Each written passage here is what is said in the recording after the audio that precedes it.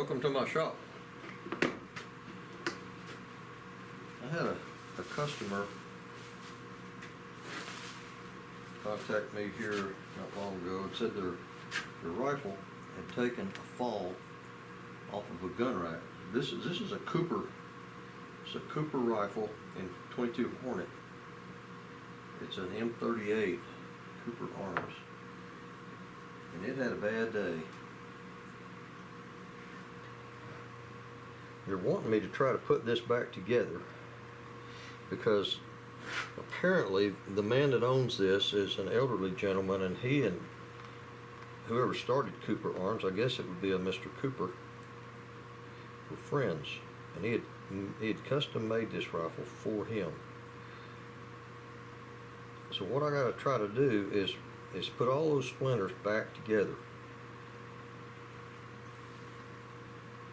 I see one little tiny splinter piece of wood, and it doesn't seem to have any finish on it. I'll leave it right there. But I'm going to try to put this back together with epoxy if all the splinters are in place, or all these jagged edges are filled up by these jagged edges, and then of course I'll pull all the mechanism out of there, the barrel action, and then I'll drill a hole down through on an angle, maybe two of them parallel.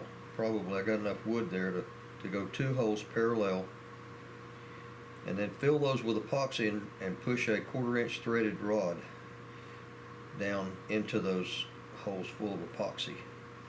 And that's how we'll put this thing back together. 22 Hornets has not got any kick to it at all. And I'll have to refinish the whole thing. It's a really, really pretty piece of wood. It's got some nice figure to it, real dark. It's just a really nice job.